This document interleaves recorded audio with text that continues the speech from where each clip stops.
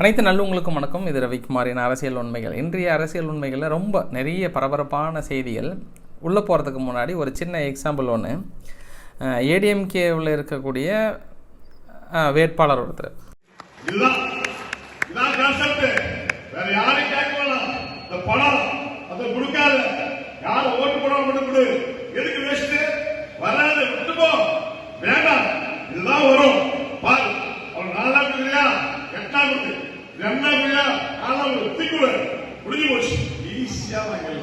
அவர் மக்கள் பத்தியில் பேசும்போது நிர்வாகிகள் கூட்டத்தில் ஃபண்ட், அதாவது காசு கொடுக்கறத பொறுத்த வரைக்கும் எல்லாத்துக்கெல்லாம் கொடுக்காதீங்க, வேஸ்ட்டு. ஏன்னா யார் யார் நம்மளுக்கு ஓட்டு போடுவான்னு தெரிஞ்சாங்களா அவங்களுக்கு 500 ரூபாய் சேர்த்தி கொடு, 2000 3000 ரூபாய் வச்சுக்கோ, அது ஓட்டு நம்மளுக்கு வரும். இல்லைனா நீங்கள் பாட்டுக்கு எல்லாத்துக்கும் கொடுத்துட்டு போகிறது வேஸ்டெல்லாம் ஓட்டு வரல, அதனால் பார்த்து கரெக்டாக கொடுங்க அப்படின்னு பேசுன வீடியோ பதிவு இன்றைக்கி வெளியே வந்துருச்சு. ஐயா, எலெக்ஷன் இடத்துல எல்லா இடத்துலையும் கேமரா இருக்கிறது, அப்போ அந்த இடத்துல நீங்கள் போய் அப்படி பேசலாமா? இந்த ஒரு வீடியோ பதிவு கொஞ்சம் கண்டிப்பாக தேர்தல் ஆணையம் உற்று நோக்கும். பணத்தை ஓட்டு போகிறோம் தெரிஞ்சவங்களுக்கு மட்டும் 2000 3000 சேர்த்தி கொடுங்கன்னு. அப்போ ஒரு ஓட்டுக்கு 3000 ரூபா பக்கம் டார்கெட் வச்சுருக்காங்க. பலத்த வேட்டை போல் நடக்கட்ட. இது வந்து ஏடிஎம்கே சார்பாக. இன்னும் டிஎம்கேலேருந்து எவ்வளோ வரப்போதோ தெரியல. பிஜேபி எதாவது பிளான் பண்ணியிருக்காங்களா, இல்லை பிஜேபி பணம் கொடுக்கலன்னு வேறு சொல்கிறாங்க. என்ன பண்ண போகிறாங்களா தெரியல. இப்போதைக்கு 2 கட்சிகள் ரொம்ப உறுதியாக தெரியுது. இது இன்னொரு விஷயம் என்ன அப்படின்னா, ஓபிஎஸ் அவர்களே பாவம் ரொம்ப மனவேதனையில் இருக்கிறாரு. அவரை எதிர்த்து இப்போ 5 பேர் பக்கம் நிறுத்திட்டாங்க. 5 பேர்த்தில் எந்த ஓபிஎஸ் என்னென்னு கண்டுபிடிக்க போகிறாரு தெரியல. ராமநாதபுரம் தொகுதியில் ஒரு குழந்தைய கூப்பிட்டு கொஞ்சி, அந்த குழந்தை பாவம் ஆசையாக வருதுன்னு டக்குன்னு பாக்கெட்லேருந்து எடுத்து இப்படி 500 ரூபா அந்த குழந்தைக்கு கொடுக்க, உடனே கூடயே இருக்கிற செவ்வாழை நீ சொல்ல மாட்டேன்ற மாதிரி ரவீந்திரநாத் நீயாவது சொல்லக்கூடாதான்ற மாதிரி வந்து கமெண்ட் வந்திருந்தது. ஏன்னா ஓபிஎஸ் அவர்கள் பொறுத்த வரைக்கும் எத்தனை எலெக்ஷனை பார்த்துருப்பார். அவருடைய அனுபவத்தில் 3 முறை முதல்வராக இருந்திருக்கிறாரு. இந்த விஷயம்லாம் டக்குன்னு பேசிக்காக வரணும். இத்தனை கேமரா இருக்காங்க, எல்லாமே இருக்காங்க. ஒரு 500 பேர் நான் குழந்தைக்கு தான் கொடுத்தேன்னா கூட யாரா ஏற்றுப்பாங்களா? அந்த தேர்தல் நடத்தை விதிமுறையில் வந்து மீறலாகும். ஸோ இவர் மேலே நடவடிக்கை எடுக்குமா அப்படின்னு பொறுத்து இருந்து பார்க்கலாம். இந்த மாதிரி பல சுவாரஸ்யமான தகவல்கள் நம்ம வீடியோக்குள்ளே பார்க்க போகிறோம். ஸோ வீடியோக்குள்ள பார்த்த மாதிரி நீங்கள் நம்ம சேனல் சப்ஸ்கிரைப் பண்ணிட்டு வாங்க. மறக்காம பெல் பட்டனை கிளிக் பண்ணி ஆல் ஆப்ஷன்ஸ் கொடுங்க. வீடியோக்குள்ள போகலாம்.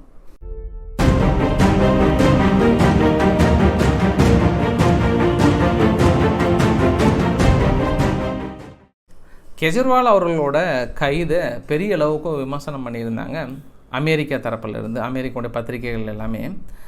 கெஜ்ரிவால் உண்மைக்கும் நியாயத்துக்கும் பெரிய அளவுக்கு போராடி இருக்கிறாரு. அவரோட போராடுகின்ற குணத்தை வந்து நாங்கள் பாராட்டுகிறோம். இது வந்து மறுபரிசீலனை பண்ணோம். இதை வந்து எதிர்க்கட்சிகள் மீது ஒடுக்குறாங்கன்ற ஒரு குற்றச்சாட்டை பெரிய அளவுக்கு வச்சுருந்தாங்க அமெரிக்கா தரப்பிலிருந்து. ஏற்கனவே ஜெர்மனி வந்து ஒரு கருத்து தெரிவிச்சிருந்தது. அதற்கு ஜெர்மனியுடைய வெளியுறவு தூதரகத்தை கூப்பிட்டு சம்மன் அனுப்பி கடுமையான விமர்சனம் கொடுத்துருந்தாங்க இந்தியா தரப்பில். இது எங்கள் நாட்டோட உள் விவகாரத்தில் நீங்கள் தலையிடக்கூடாது அப்படின்ற மாதிரி சொன்னாங்க. அமெரிக்காவுக்கு அதே தான். இந்தியா மிஸ் பண்ணுறாங்க நிறையா விஷயத்தில்.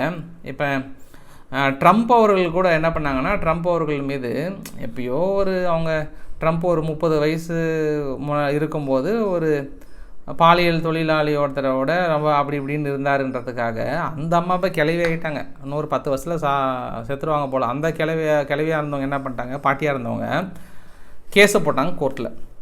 கோர்ட்டு விசாரித்த கேஸ் என்ன பண்ணிட்டாங்க, டப்புன்னு போடுங்க, ஒரு 300 மில்லியனுக்கு மேலே ஃபைனை போட்டாங்க. எல்லாத்துக்குமே ஷாக்கு. சரி, இதுதான் அப்படின்னா அடுத்து வந்து இவர் தனது அதிகார துஷ்பிரயோகத்தை தவறாக பயன்படுத்திட்டான்னு சொல்லிட்டு ஒட்டுமொத்தமாக ஒரு தேர்தலே நிற்கக்கூடாதுன்ற அளவுக்கு முடக்க பார்த்தாங்க.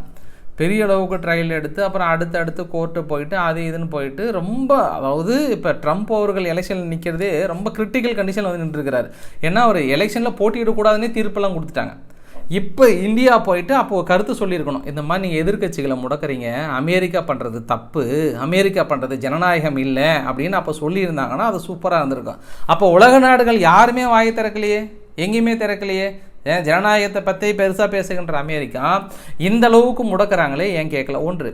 2வது சம்பவம் என்ன அப்படின்னா, பாகிஸ்தானில் இம்ரான்கான் அவர்களை திட்டமிட்டு கொண்டு போய் ஜெயிலில் வச்சுருக்காங்க, எல்லாம் பண்ணுறாங்க. திட்டமிட்டு இல்லை, அவர் தவறுகளே கூட செஞ்சுட்டு இருக்கட்டும், எல்லாம் பண்ணிட்டு கூட. ஆனால் இதே சேம் சம்பவம் தான், இந்தியாவில் நடக்கின்ற இதே சம்பவம் தான் கொண்டு போய் ஜெயிலில் வச்சுருக்காங்க. அன்று இதுவரை கருத்து தெரிவிக்காத அமெரிக்கா எல்லாம் எலெக்ஷன்லாம் முடிஞ்சதுக்கப்புறம் இப்போ சொல்கிறாங்க ஜனநாயகமே எங்கள் கொஞ்சம் தவறாகுது, பாகிஸ்தான் எலெக்ஷனை வந்து நாங்கள் ரிகட் பண்ணி ஜெயிச்சிருக்காங்கன்ற மாதிரி எலெக்ஷன் முடிஞ்சதுக்கப்புறம் சொல்கிறாங்க இல்லையா, அது நியாயமா? சரி, இப்போ இந்தியாவுக்குள்ளே என்ன சொல்ல வந்தாங்க அப்படின்னா, இதெல்லாம் புரிய வச்சா உங்களுக்கு கரெக்டாக இருக்கும்னு நினைக்கிறேன் நான். இந்தியா ஆக்சுவலாக நான் இன்னொரு ஆங்கிள் என்ன சொல்கிறேன், நான் இது பொறுத்த வரைக்கும் நீங்கள் நடவடிக்கை எடுக்கலாம், எல்லாமே பண்ணலாம்.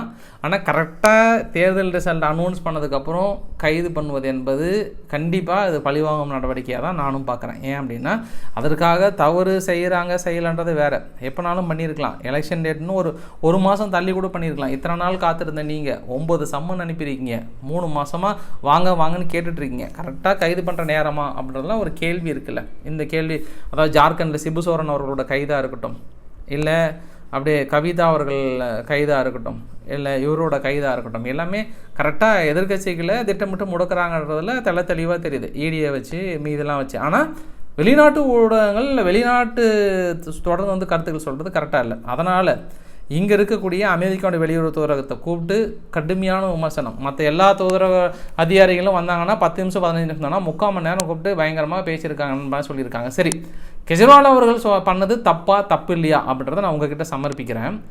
ஐ திங்க் நம்ம தான் இப்போ ஃபுல்லாக டீட்டெயிலாக பேச போகிறேன்னு நினைக்கிறேன். இங்கே பாருங்கள், ஆக்சுவலாக டெல்லி அரசனுடைய மதுபான கொள்கையில் இதற்கு ஒரு 250 மில்லி சரக்கு பாட்டில் இருந்தது அப்படின்னா அதனுடைய மொத்த விலை ₹166.73.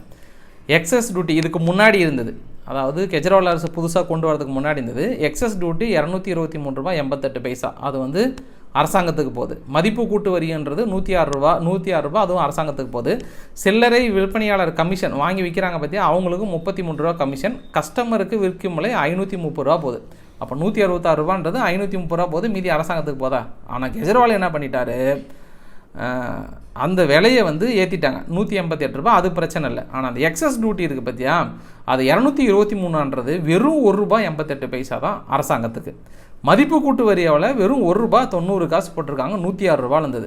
இந்த சில்லறை விற்பனை கமிஷன் இருக்குது பார்த்தியா, அது ₹363 ஏற்றிட்டாங்க. இந்த சில்லறை விற்பனை கமிஷன் தான் கவிதா அவர்களோட கம்பெனி பெரிய அளவுக்கு நிறுவுறாங்க, அங்கே பெரிய அளவுக்கு லாபம் அடைகிறாங்கன்றது கான்செப்ட். அப்போ கஸ்டமர் விற்கும் விலை எவ்வளோ, ₹560, ஒரு ₹30 ஏற்றிருக்காங்களாம். இதில் என்ன ஒரு மேஜராக ட்ராபேக் அப்படின்னா, நார்மலாகவே மதுபான கொள்கையினுடைய பழையபடி எவ்வளோ ஒரு பாட்டிலுக்கு கிடைக்கிது அப்படின்னா ₹329.57 அரசாங்கத்துக்கு கிடைச்சிது. ஆனால் இவர் கொண்டு வந்த கொள்கையில் வெறும் ₹8.32 தான் கிடைக்கிது அரசாங்கத்துக்கு. இதனால் ஒரு பாட்டில் வருமான இழப்பு எவ்வளோனா ₹321.56 இழப்பு மட்டுமே. அப்போ இவங்களுக்கு மாதத்துக்கு மட்டும் ஒரு 5.80 கோடி வரக்கூடிய வருமானங்கிற இடத்துல வெறும் 20 லட்சம் தான் வருது மாதத்துக்கு வருமானம். ஸோ இந்தளவுக்கு திட்டமிட்டு அரசாங்கத்தோட வருமானத்தை குறைச்சி இந்த விற்கிறாங்க பார்த்தியா இடைத்தரகர்கள், அவங்களுக்கான கமிஷனை ஒரு ₹230 ஏற்றிட்டு அரசாங்கத்தை வரக்கூடிய லாபத்தை மொத்தமாக நீக்கிட்டு நீங்கள் அவங்கக்கிட்ட லஞ்சம் வாங்கினீங்க பார்த்தியா, அதுதான் பிரச்சனை. இப்போ கெஜ்ரிவால் அவர்கள் ஏன் உள்ளப்பா, இது வந்து எதிர்க்கட்சிகள் கொண்டு வர குற்றச்சாட்டு மீதி எல்லாமே நான் ஏற்கனவே சொல்லிட்டேன், அது வந்து ஈடி தான் கரெக்டாக பண்ணுறாங்க. ஆனால் இது தப்பாக ரைட்டா, அதுதான் நம்மளோட கேள்வி. அரசாங்கத்துக்கு வரக்கூடிய எக்ஸஸ் டியூட்டி ₹230 இருக்கக்கூடிய ஒரு பாட்டிலோட விலையை டப்புன்னு நீங்கள் வெறும் ₹1.38 போட்டு மீதி அத்தனையும் நீங்கள் அப்படியே லவட்டிட்டு போனீங்க அப்படின்னா, அது வாட் இஸ் திஸ், இது என்ன, இது பெரிய அளவுக்கு நாங்கள் தொடப்பத்தை கொண்டு வந்து இப்படி பெருக்கிறோம் அப்படி பெருக்கிறோம் அப்படின்னு சொல்கிறது நியாயம் இல்லைல்ல, அது தப்பு தானே அப்படின்றது தெரியுது. சரி, இப்போ தேர்தல் பிரச்சாரம் பொறுத்த வரைக்கும் ரொம்ப சூடு பிடிக்கக்கூடிய பிரச்சாரம் அப்படின்னா ஏடிஎம்கே டிஎம்கேனுடைய எதிரெதிர் பிரச்சாரங்கள் ரொம்ப நல்லாவே இருக்குது, பரவாயில்ல, அட்டாக்கிங்கில் சூப்பராக இருக்குது. குறிப்பாக டிஎம்கே சார்பாக என்னென்னா பிஜேபியை ரொம்ப விஸ்வகுரு அப்படின்னு சொல்கிறீங்களா, ஒரு விஸ்வகுருலால் மௌன குரு அப்படின்னு இருக்கிறாரு திமுகனுடைய தலைவர் மு.க. ஸ்டாலின் அவர்கள். மீனவர் கைது, அவர்கள் மீது அபராதம், படகு பறிமுதல் செய்கிறாங்க, கச்சத்தீவை மீக்கிறன்னு சொன்னீங்க, சுஷ்மா ஸ்வராஜ் அவர்கள் வெளியுறவுத்துறை அமைச்சராகும் போது சொன்னீங்க. இது எல்லாமே ஒரே ஒரு வார்த்தை கூட இலங்கையை பார்த்து கேட்காம பம்பிட்டு பயந்துக்கிட்டு இன்றைக்கி வந்து நீங்கள் வந்து விஸ்வகுருன்னு சொல்கிறீங்களே, நீங்களாம் விஸ்வகுருலால் ஒரு மௌன குரு அப்படின்னு சொல்லிட்டு கடுமையான ஒரு விமர்சனத்தை வைத்திருக்கிறார் திமுகனுடைய தலைவர் ஸ்டாலின் அவர்கள். குறிப்பாக பம்பர சின்னம் வந்து மதிமுக ரொம்ப பெரிய அளவுக்கு இருந்தாங்க. ஆனால் 2 தொகுதியாவது இருக்கணும், நீங்கள் ஒரு தொகுதிக்கு பம்பர சின்னம் கேட்குறது செட் ஆகலைன்னு சொல்லிட்டு தேர்தல் ஆணையம் ரிஜெக்ட் பண்ணிட்டாங்க, கொடுக்கலப்ப.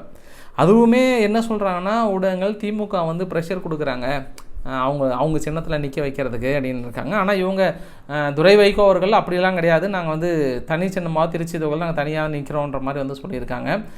விருதுநகர் தொகுதியை பொறுத்த வரைக்கும் விஜயபிரபாகர் அவர்கள் நிற்கிறார் இல்லையா, விஜயபிரபாகரோட மொதல் ஸ்டேட்மெண்ட்டே எய்ம்ஸை வந்து நாங்கள் எப்படி கொண்டு வரணும், எங்கே கொண்டு வரணும்னு எங்களுக்கு தெளிவாக தெரியும், யாருக்கிட்ட சொன்னால் எப்படி கிடைக்குன்னு எங்களுக்கு தெரியும், மதுரை மட்டும் இல்லை நான் நிற்கிற இந்த தொகுதிக்கு எய்ம்ஸ் கொண்டு வந்தே தீருவேன் அப்படின்ற அளவுக்கு வந்து சொல்லியிருக்கிறாங்க. சரி பார்க்கலாம். நாம் தமிழர் கட்சியோட சின்னம் இருக்கு இல்லையா, மைக் சின்னத்தை வந்து ஃபைனலாக ஏற்றுக்கிட்டாங்க. ஃபஸ்ட்டு மைக் சின்னம் தான் வந்தது, அதுக்கப்புறம் எங்களுக்கு பாய்மர படகுன்னா படகு சின்னம் வேணும்னு சொல்லிட்டு ட்ரை பண்ணாங்க.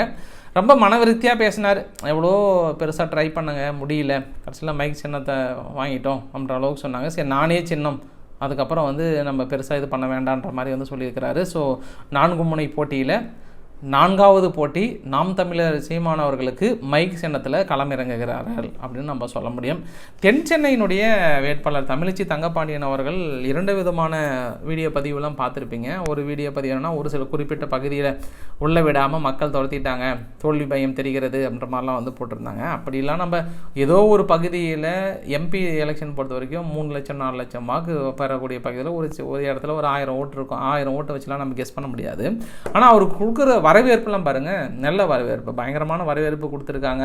அந்த வரவேற்பான வீடியோ பாருங்கள், மாலை போகிறதுலேருந்து அட்டட்ட சிறப்பாக இருக்கிறது. இருந்தாலும் நீங்கள் ஊடகங்களில் பார்த்துருப்பீங்க, அவங்களுக்கு பெரிய அளவுக்கு வரவேற்பு இல்லை, திருப்பி அனுப்புகிறாங்க அப்படின்ற மாதிரிலாம் வந்து சொல்லியிருந்தாங்க. அந்த தொகுதியில் தான் தமிழிசை சவுந்தரராஜன் அவர்கள் தமிழிசை அவர்கள் வந்து நிற்கிறாங்க. ஸோ ரொம்ப தென்சென்னை என்பது ரொம்ப விவாதமான, ரொம்ப சுறுசுறுப்பான ஒரு சூப்பரான தொகுதியாக இருக்குல்ல, பெரிய அளவுக்கு பேசு பொருளாக இருக்கிறது. சரி, அதை தாண்டி அவங்க வேறு இப்போ கால் வேறு இப்படி கட்டு போட்டு இப்படி டெங் நடக்கிறாங்க இல்லையா, அதற்கு வந்து என்ன கேட்டாங்க, நம்ம கண்டென்ட் யாரோ எடுத்து கேட்டிருக்காங்க, மேடம் நீங்கள் வந்து வெஸ்ட் பெங்கால் மம்தாவோட உங்களை கம்பேர் பண்ணுறாங்க அப்படின்னு. வெஸ்ட் பெங்கால் மம்தாவோட கம்பேர் பண்ணுறாங்கன்னா அவங்களுக்கு நெத்தியிலங்க அடிபட்டு மாதக்கணக்காக கட்டு போட்டு கரெக்டாக தேர்தல் வரும்போது அவங்களுக்கு ஏதாவது ஒரு ஆக்சிடென்ட் ஆகிடுது இல்லையா. இன்ன வரைக்கும் ஒரு புரியாத புதிர் என்ன அப்படின்னா, அவர் கார் ஆக்சிடென்ட் ஆகிறது எப்படி ஆச்சுன்னு இது வரைக்கும் விசாரணை கண்டுபிடிக்க முடியல. இப்போ கூட அவங்க எப்படி விழுந்தாங்க, யார் அந்த பின்னாடி இருந்து தள்ளி விட்டாங்கன்றதுக்கான விசாரணை இன்ன வரைக்கும் கிடைக்கல. ஆனால் அந்த கட்டு மட்டும் இந்த வரைக்கும் எலெக்ஷன் முடிவு வரைக்கும் கழட்ட மாட்டாங்க இல்லையா. அப்போ அது மாதிரி நீங்களும் ஏதாவது மேடம் உங்களுக்கு ஏதாவது தேர்தல் ஸ்டண்டா அப்படின்னு கேட்டால் டென்ஷன் ஆகிட்டாங்க. யாரை பார்த்தீங்கன்னா எவ்வளோ வலியோட வேதனையோட நான் மக்களுக்கு போய் சந்திச்சுட்டு இருக்கிறேன், இந்த மாதிரியான கேள்விகள்லாம் நீங்கள் கேட்காதீங்க, அவாய்ட் பண்ணுங்கள், யார் சொல்கிறாங்க அப்படின்ற மாதிரி வந்து ரொம்ப டென்ஷனாகி கேட்டாங்க. இருந்தாலும் ஒரு வேட்பாளர் பாவங்க, என்னை பொறுத்து நான் நினைப்பேன், நான் இந்த வெயிலில் நம்மளால் ஒரு 2 மணி நேரம் 3 மணி நேரமே போக முடியலையே, இந்த வெயிலில் கஷ்டப்படுறாங்க. சரி விடுங்க, 5 வருஷம் சந்தோஷமாக இருக்கிறதுக்கு இந்த வெயில் ஒன்றும் பிரச்சனை இல்லை நான் சம்டைம் நினைப்பேன் நான். இருந்தாலும் கூட ஜெயிக்கிறவங்களுக்கு பிரச்சனை இல்லை, தோக்குறவங்களுக்கு இந்த வெயிலான வேதனை ரொம்ப கஷ்டமாக தான் இருக்கும். இன்று கோயம்புத்தூர் தொகுதியில் அண்ணாமலை அவர்கள் வந்து வேட்புமனு தாக்கல் பண்ணிட்டாங்க. இருந்தாலும் அண்ணாமலை அவர்களை வச்சு செய்கிறதுக்குன்னு ஒரு சில டீம்ஸ் எல்லாம் இருக்குல்ல. இங்கே பாருங்கள், இந்த வீடியோ, இந்த புகைப்படத்தை, வாக்கு சேகரிப்பின் போது அமைச்சர் டிஆர்பி ராஜாவுக்கு பரிசாக அளிக்கப்பட்ட ஆடு, இந்த ஆடு பிரியாணி தயார் அப்படின்ற அளவுக்கு வந்து சொல்லியிருக்காங்க. சரி, அதாவது என்னென்னா அவர் வந்து ஓட்டுறாங்கன்றதை தெளிவாக சன் டிவி வேறு ரொம்ப ரெடியாக இருக்கிறாங்க. நேற்று அவர் சொன்னார் இல்லையா, அண்ணாமலை அவர்கள் வந்து ஏடிஎம்கேனுடைய சிவிங்கை அவர்களை வந்து பார்த்துட்டு என்ன சொன்னார்னா, சிவிங்கை ராமச்சந்திரன் அவர்களை பார்த்துட்டு நீங்கள் அப்பாவுடைய கோட்டாவில் வந்தீங்கன்ற மாதிரி சொன்னோன்னே அவர் கொஞ்சம் உருக்கமாக பேசிட்டார், சென்டிமெண்ட் அடிச்சிட்டார். நான் வந்து 11 வயசு இருக்கும்போது எங்கள் அப்பா இறந்து போயிட்டார், அதுக்கப்புறம் நான் வந்து பாலிடெக்னிக் படித்தேன், இந்த மாதிரி இறந்து போன அப்பா, நான் எனக்கு அப்பா இல்லை, உங்களுக்காவது அப்பா இருந்தார், அப்பா இல்லாத என்னை இந்த அளவுக்கு நீங்கள் விமர்சனம் பண்ணுறது வந்து ஏற்றுக்கொள்ள முடியாது, நீங்கள் மன்னிப்பு கேட்க வேண்டும்ன்ற அளவுக்குலாம் கேட்டிருக்காங்க. ஸோ இந்த மாதிரியான விமர்சனங்களை மேபி தவிர்த்திருக்கலாமோ அப்படின்ற மாதிரியான எண்ணங்கள் எனக்கு கூட வந்திருந்தது. அடுத்து நம்ம திமுகன்ற பாருங்க, பிஎம்கேனுடைய தேர்தல் அறிக்கை பார்க்க போகிறதுக்கு முன்னாடி இன்னொரு விஷயம் பேசிட்டு போயிடலாம். உதயநிதி அவர்கள் ஏடிஎம்கேவுக்கும் உதயநிதி அவர்களுக்கும் அந்த வார்த்தை மோதல்கள் வந்து ரொம்ப நல்லா ஸ்ட்ராங்காக இருக்குது, நல்லா இன்ட்ரெஸ்டாகவே இருக்குது. என்ன காரணம் அப்படின்னா, ஃபஸ்ட்டு என்ன பண்ணார், நானாவது கல் காட்டுறேன், அவர் வந்து பல்லு காட்டுறாருன்னாங்க. அதற்கு ஏடிஎம்கே என்ன பண்ணாங்க அப்படின்னா, நீ மட்டும் என்னப்பா சாதாரண ஆளாக நீங்களும் பல்லு காட்டுறீங்க, நீங்கள் பண்ணால் நியாயம், நாங்கள் பண்ணால் தப்பா அப்படின்ற அளவுக்கு சொல்லிட்டு கூட இன்னொரு ஃபோட்டோவும் எடுத்து காட்டிட்டார். ஜாபர் சாதிக் பெரிய அளவுக்கு போதைப் பொருள் கடத்தல் வழக்கில் பிடிச்சாங்களே, அவனோட நின்று உங்களுக்கு என்ன ஃபோட்டோ அப்படின்னு காட்டிட்டார் அவருக்கு. உதயநிதி சார் வந்து சரியான கோவம் வந்துச்சு போல். இவர் என்ன பண்ணிட்டாரு, அந்த சின்னம்மா காலில் போய்ட்டு இப்படி தவழ்ந்து போய் விழுந்தார் இல்லையா, அப்படி கீழே போயிட்டு அந்த சேருக்கு அடியில் போய் விழுந்தார் இல்லையா, அந்த ஃபோட்டோ எடுத்து வச்சுட்டு இந்த மாதிரி மானம் வெக்கம் சூடு சுரணை எதுவுமே இல்லாத ஒரு நபர் இந்த மாதிரி என்னுடைய ஒரு ஃபோட்டோவை காட்டிட்டுனா நான் அரசியல்லேருந்தே விளைகிறேன், இந்த அவமானம் உனக்கு தேவையான்ற அளவுக்கு வந்து ஏடிஎம்கே தலைவர் பழனிசாமி அவர்களை பார்த்து இப்படி கேட்க உடனே என்ன டேக் பண்ணி போட ஆரம்பிச்சிட்டாங்கன்னா, அமைச்சராக பொறுப்பேற்ற உதயநிதி ஸ்டாலின் தொழிலதிபர் ஒருவர் காலில் விழுந்து ஆசி வாங்கியது ஆச்சரியத்தை ஏற்படுத்தியது. இவர் என்ன பண்ணியிருக்கிறாரா, ஏதோ ஒரு கல்யாண கூடல் நின்று இருக்கும்போது யாரோ ஒருத்தர் ஏஜ் பர்சன் வந்திருக்கிறாராம், அவர் காலில் போய் விழுந்த ஒரு ஃபோட்டோவையும், அதே போல் கருணாநிதி அவர்கள் வந்து இந்திரா காந்தி அவரோட காலில் விழுந்த ஃபோட்டோவையும் இந்த மாதிரியான ஃபோட்டோலாம் டேக் பண்ணி போட ஆரம்பிச்சிருக்கிறாங்க. தலைவரே நீங்கள் பதவி விலக தயார்ன்ற மாதிரி. ஸோ இந்த வார்த்தை மோதல்கள் இந்த எலெக்ஷன் சமயத்தில் நல்லா இருக்குது, சிறப்பாக இருக்குது. ஸோ ஃபைனலாக வீடியோட நிறைவு பகுதியில் பிஎம்கேனுடைய தேர்தல் அறிக்கை, இந்த தேர்தல் அறிக்கையில் பிரதானமாக விமர்சனத்துக்குள்ளாக்கப்படுது அப்படின்னா, மகளிருக்கு 3000 ரூபாய் நிதி உதவி அப்படின்றது வந்து மத்திய அரசோட தேர்தல் நிதியான அவங்க அதை பிஜேபியோட கூட்டணி வச்சாலும் இது பிஎம்கேவோட தனிப்பட்ட தேர்தல் அறிக்கை. நாங்கள் அவங்க கிட்டேருந்து கேட்டு வாங்கி கொடுப்போம், இது எங்களோட கோரிக்கைன்னு சொல்ல வராங்க. அதே போல் இதில் 21 வயசுக்கு கீழே இருக்கிறவங்களுக்கு திருமணத்தை பொறுத்த வரைக்கும் அப்பா அம்மானுடைய கம்பல்ஷன் அப்படின்னா பர்மிஷன் கண்டிப்பாக வேணும், இல்லைனா அந்த திருமணத்தை வந்து அங்கீகரிக்கக்கூடாது. ஏன்னா நிறைய நாடுகள் பிலிப்பைன், ஜப்பான், சிங்கப்பூர் போன்ற நாடுகள்லாம் இந்த மாதிரி தான் இருக்குது. இந்த ஒரு வாக்குறுதியை நாங்கள் கொடுக்குறோன்ற அளவுக்கு சொல்லியிருக்காங்க. 60 வயது தாண்டியவங்களுக்கு 3000 ஓய்வூதிய திட்டம், நீட் தேர்வு நாங்கள் ரத்து செய்யப்படும் சொல்லியிருக்காங்க. சொல்லிட்டாரு, திராவிட முன்னேற்ற கழகம் ஆட்சிக்கு வந்ததுன்னா கண்டிப்பாக நீட் தேர்வு ரத்து செய்யப்படும். எங்களுக்கு தெரியும் எப்படி ரத்து பண்ணணும்னு, நமக்கு தலைவருக்கு தெரியும். அதை சொன்னால் கூட இந்த ஆட்சியாளருக்கு பாருங்கள், எதுவுமே சொந்த புத்தியும் கிடையாது. நம்மகிட்ட கேட்குறாங்க, அது எப்படி பண்ணணும் சொல்லுங்கள், அந்த ரகசியத்தை சொல்லுங்கன்னு. ஒரே ஒரு ரகசியம்தான், அந்த ரகசியத்தை நான் இப்போ சொல்லிடுறேன். கொஞ்சமாச்சு வெக்கம், மானம், சூடு சொரணை, மாணவர்கள் மீது ஒரு நம்பிக்கை, மக்கள் நல்லா இருக்கணும், தமிழக மக்களோட உரிமைகள் பறிபோகக்கூடாது அப்படின்னு நினைச்சா மட்டும்தான் போதும். அது நம்முடைய தலைவர், அந்த ஆளுமை திறன் நம்முடைய தலைவர்களுக்கு தான் இருக்குது.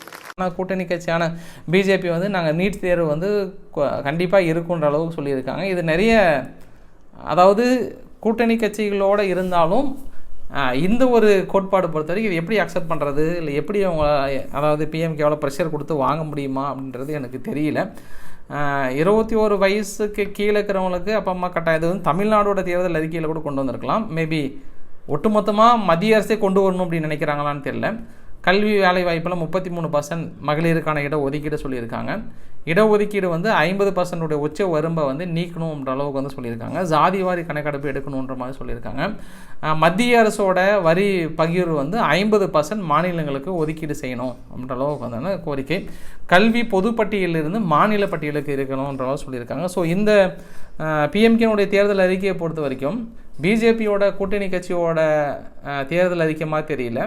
இது கம்பேர் பண்ணும்போது ஏடிஎம்கே டிஎம்கேனுடைய தேர்தல் அறிக்கையில் அது மாதிரி தான் இருக்குது. ஒன்றே அந்த 21 வயசுக்கு கீழே அப்பா அம்மா பர்மிஷனை தவிர மீதி இருக்குல்ல, மீதி பெரும்பாலான கோரிக்கை எல்லாமே வந்து எதிர்கட்சிகள் கொடுத்த அந்த விமர்சனம். நான் என்ன சொல்ல வரேன்னா, கூட்டணி கட்சிகள் இருந்துட்டு எதிர்கட்சிகளோட தேர்தல் அறிக்கை மாதிரி இருக்கே அப்படின்ற ஒரு விமர்சனத்தை இந்த இடத்துல முன் வைக்கிறேன். நான் சிவி சண்முகம் அவர்கள் பிஜேபியை பார்த்து, நான் 4 எம்எல்ஏ நாங்கள் போட்ட பிச்சை அதில் வாழ்ந்துட்டு நீங்கள் எங்களுக்கு எதிராக பேசுகிறீங்களா, ஒரு ஓட்டு உங்களால் வாங்க முடியாது, ஒரு வேட்டுன்னு இருக்கிறாரு சிவி சண்முகம் அவர்கள். காரசாரமான விவாதம் போயிட்டுருக்கு. ஃபைனலாக ஒன்று கேரளாவுடைய முதல்வர் பினராயி விஜயன் அவர்கள் இருக்கிறார் இல்லையா, அவர் வந்து இந்த பாரத் மாதா கி ஜே அப்படின்னு சொல்கிறாங்க இல்லையா, இந்த பாரத் மாதா கி ஜே வந்து சங் பரிவார் பெரிய அளவுக்கு சொல்லிகிட்டு இருக்காங்க. ஆக்சுவலாக அந்த வார்த்தை உருவாக்குனதே முஸ்லீம்ஸ் தான். அப்போ முஸ்லீமோட அட்வொகேட் ஒருத்தர் வந்து இந்த ஸ்லோகனை வந்து பயன்படுத்தினார்.